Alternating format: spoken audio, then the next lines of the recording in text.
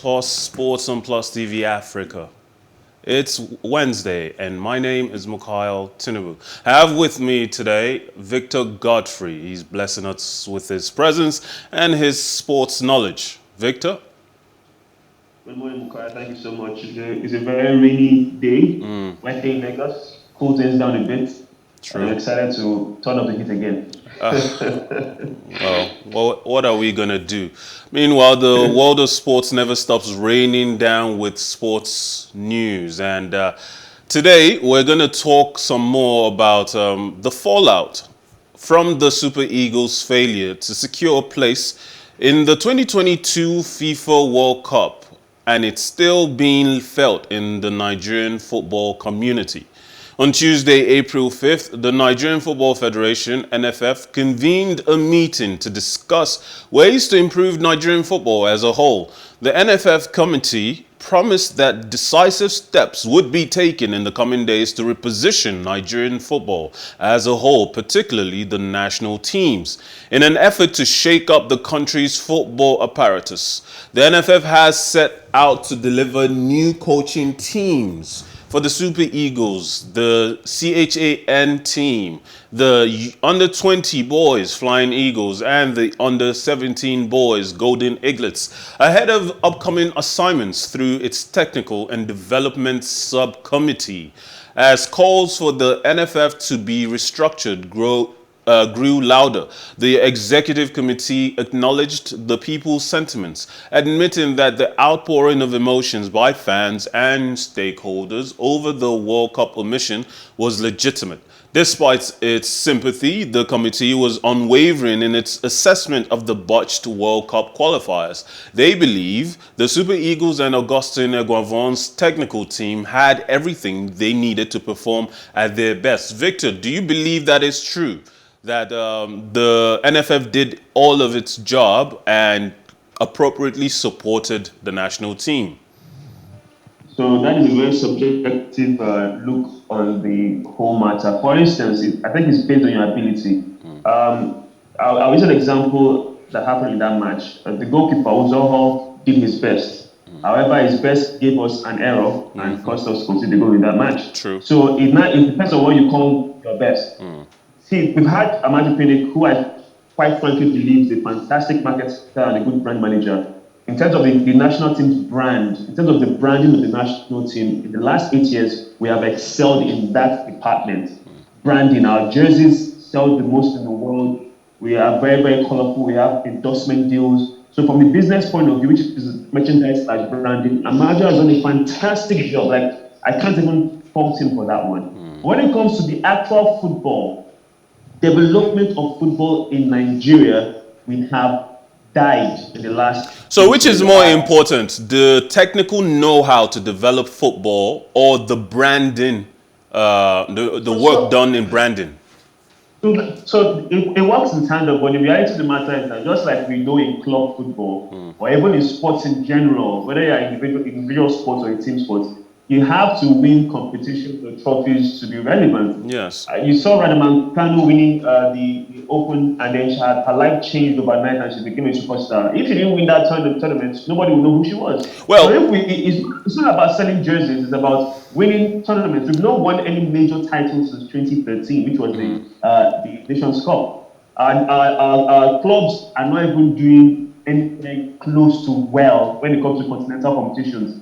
They've had a CAF Women's Champions League last year, which was a breakthrough moment for African female football. And our teams that represented us didn't even do well. Like you can't believe that this is a country that has a record title wins for African women football, and yet our club sides can't do well in continental competitions. Well, you're certainly right, Victor, that if you win titles, you don't really need to do as much work when it comes to branding because the team sells itself. But the question that is being raised now, and we had callers in on the show yesterday, should this NFF committee be disbanded? Should it be relieved of its duty? Or should they themselves take on the responsibility and simply resign?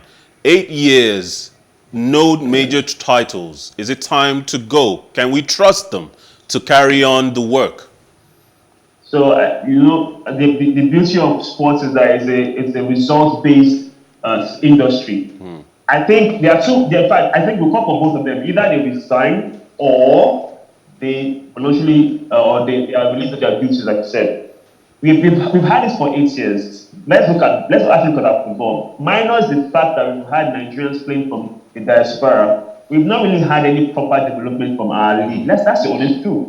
It happens, and you can't. It's not like you mentioned. It's not about selling jerseys or having endorsement deals with brands and corporations and all that whole stuff. It's about playing and developing our game. Our local league is dead, or what we call the Nigerian Professional Football League. It is dead.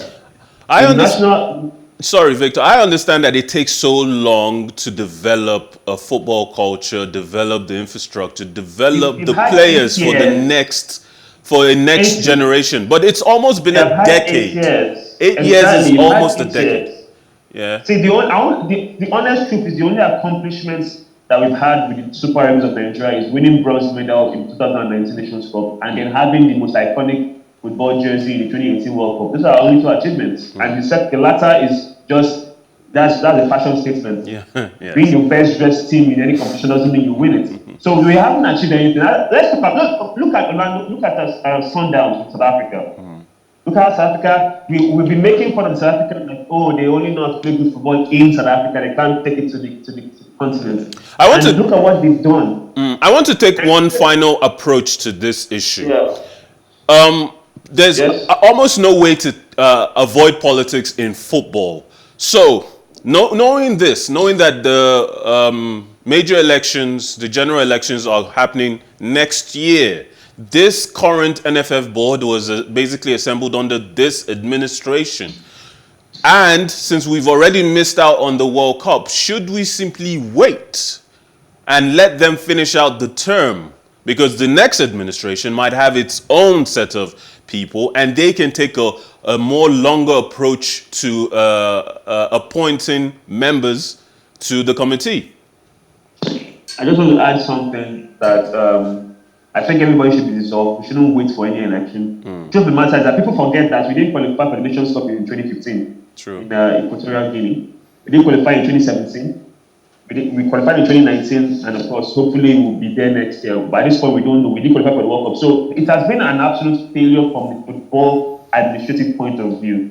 But from other aspects, like which is branding, which is what they usually put out there, we've been successful. But from the football point of view, we haven't had success with the national team. Not only the national team, all the other major competitions. Look at England. I'll use this as an example. Trust me, I am the greatest critic of the English national team, the Three Lions. But administratively, they have done a fantastic job. England won the 17 World Cup, under 20 World Cup, and look at them, the last two major tournaments, the Euros and the World Cup, they made it to the final and semi-final stage. And they do have the strongest squad in a long time, almost in a whole generation.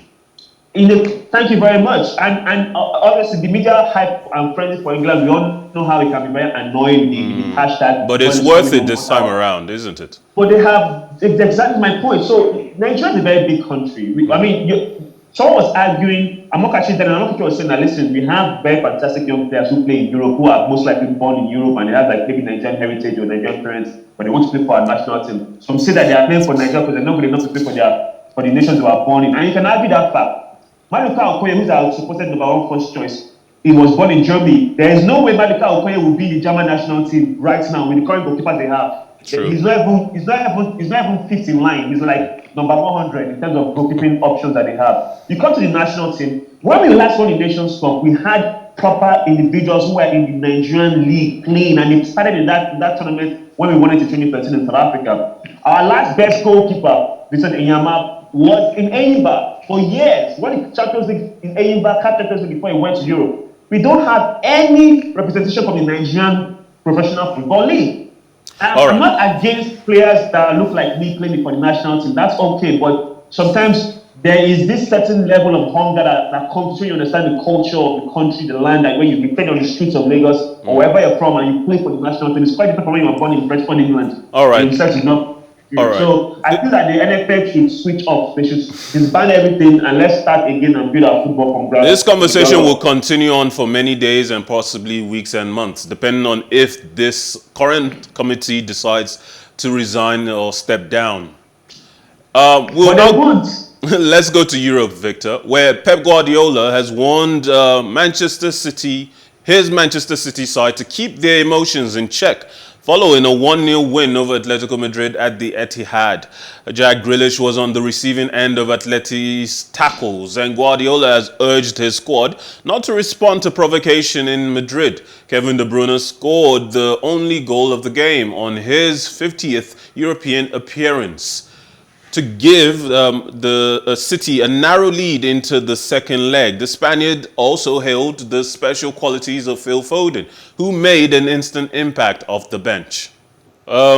Victor, I watched the match. Obviously, Grealish is the type of player that has always brought upon himself a lot of aggressive tackling. It's hard to get the ball from him, and that can oftentimes lead to players like that getting tackled more often than others.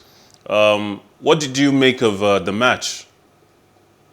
Well, the match actually turned out the way you don't have to be a football expert or analyst to predict that football match. City will have possession like they did. Atletico Madrid literally will just come exercise for them to on how to defend for 90 minutes. When it comes to hostile, environments or stadiums, or maybe even having a certain player being targeted for tackles, Man City should grow up in my point of view. If you want to win a Champions League, which is what they really want, you will have to go through these obstacles. That's how every team that has won the Champions League have gone through this phase. You play against teams that will maybe match you with your tactics or be very, very defensive like Atletico Madrid. So if they really want to win the Champions League, they should be beating Atletico Madrid in the second leg in Spain. So they should stop all this. They should stop complaining. Besides, really, she's not the most talented football player we've ever seen before. We've seen better players with flair who have gone through worse and they didn't complain. The likes of Maradona, Eden Hazard, the list is endless. Ronaldinho, Coach. I mean, there are many players who have. But Victor, you have to admit that Atletico Madrid play a special brand of in-your-face, unnecessarily aggressive football. Even at a time when what they need is calmer heads so that they can retrieve the ball and play comfortable football. So it's a representation of the manager. If you watch Diego Simeone in his playing days, he was a very, very tough, rough, defensive midfield player, even for Atletico Madrid and also for Argentina. So he reflects that onto his players. And quite frankly, that's the reason why he has been so successful for so many years. He's the only Spanish manager to have such longevity, or the manager in the Spanish league to have still been in the team, managing the team for almost 8 years now. So that tells you that his style of play seems to be working. To also add to it, Man City is the Champions League. You should be able to deal with every form. So if they are playing like this, remember in the 90s when playing in Turkey was almost like playing in hell, where teams like Fenerbahce, Galatasaray, if you see the atmosphere, even at the hotel where the opposing team will be staying, you have like a part of sort of carnival and be throwing up fireworks. Those are hostile atmospheres. We've seen that before. You go and play in North Africa. In Africa, you play in North Africa, in Egypt, Tunisia, you face the hostile, crowd. So they shouldn't feel as if they're the only ones. All right. I'm sure the return leg will be something fiery as well. Atletico Madrid will have to come out and play. But we'll wait until then. Unfortunately, right now we've run out of time. Victor, it's always a pleasure having you. Thank you. Same here. And I also want to say this, that Chelsea will lose tonight. That's all. Sure. You and I will talk later on that. Thank you, everyone at home or at work, wherever you're having the opportunity to catch Plus Sports on Plus TV Africa. It's always a pleasure having you. Thank you for choosing this destination for all of your sports news needs. My name is Mikhail Tinubu, and as I always say to you, life is never boring, even in times of rain with some sports. Have a wonderful day.